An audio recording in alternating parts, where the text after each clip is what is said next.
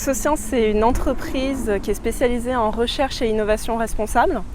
Donc en fait, nous, ce qui va nous intéresser, c'est comment est-ce qu'on peut utiliser les résultats de la recherche académique pour répondre à des enjeux de société, que ce soit des enjeux sociaux ou des enjeux environnementaux.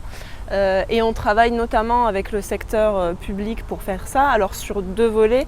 Un premier volet qui va vraiment être des actions de terrain avec les instituts de recherche, les universités, pour permettre à des chercheurs du secteur public académique de créer en fait des collaborations avec des associations, des entrepreneurs sociaux, des acteurs de terrain à impact positif et pour leur permettre de créer des collaborations de recherche ensemble et de faire avancer ces sujets-là ensemble.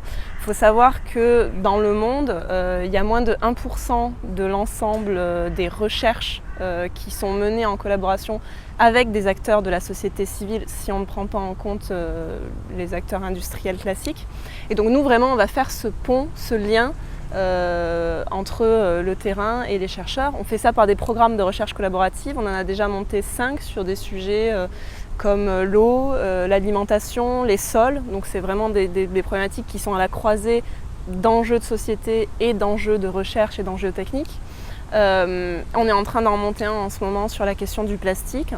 Et donc en fait, ça c'est des programmes internationaux qui ont réuni plus de 150 chercheurs dans 17 pays différents. Et donc là, on travaille vraiment avec les acteurs publics pour pouvoir faire ça. Et un deuxième aspect, c'est réfléchir à comment est-ce qu'on peut faire évoluer un certain nombre de dispositifs et de politiques publiques en lien avec ces questions.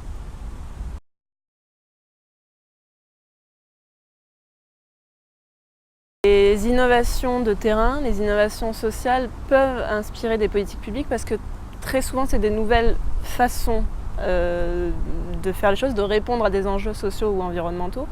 Et un exemple très concret dont les politiques publiques pourraient s'inspirer, nous on le voit au quotidien parce que c'est les programmes qu'on a montés de collaboration entre des chercheurs académiques et des associations, des entrepreneurs sociaux.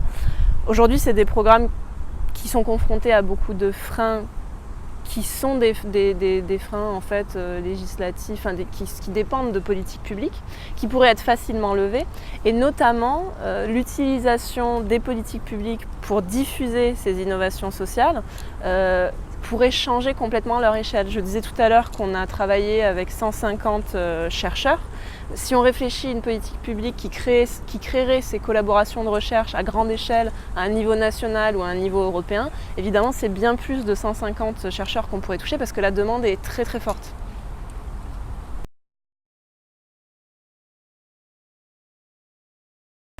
Donc nous, dans un de nos programmes, qui était un programme sur la question de la santé des sols, on a réussi à mettre en lien un chercheur spécialiste des bactéries en fait, qui existent dans les sols et de comment est-ce que les sols peuvent être en bonne santé, avec un entrepreneur social qui avait développé une idée nouvelle d'un polymère biosourcé qu'on peut mettre dans le sol et qui va en fait gonfler quand il pleut, garder l'eau, emmagasiner l'eau, et permettre comme ça de faire pousser des plantes dans des zones désertiques parce que ça garde l'eau dans les sols. C'était une innovation qui fonctionnait sur le terrain, ils faisaient ça en Tunisie notamment, et ça fonctionnait pour les plantes, mais on n'avait pas d'informations pour savoir si c'était bon ou mauvais pour la qualité des sols. Et donc en fait, d'avoir mis en lien cet innovateur avec ce chercheur académique, ça a permis de créer une collaboration de recherche pour développer ce produit qui répond à une problématique environnementale et à une problématique sociale dans des zones désertiques, mais en même temps, finalement le développer, l'améliorer, et c'était une collaboration qui avait tout son sens. Ce qui est intéressant, peut-être, c'est que cet innovateur social avait écrit à l'institut de recherche, il avait écrit aux chercheurs, mais il n'avait jamais réussi à être connecté. Et en fait, quand ils se sont rencontrés par notre dispositif, le chercheur était passionné parce que ça lui faisait un terrain de recherche et la collaboration s'est très bien passée. Et donc là, ça montre qu'il y a vraiment besoin d'innover sur les connexions qui peuvent être faites de ce type-là, parce que c'est des connexions qui ont du sens, mais aujourd'hui, il n'y a pas les structures qui le permettent.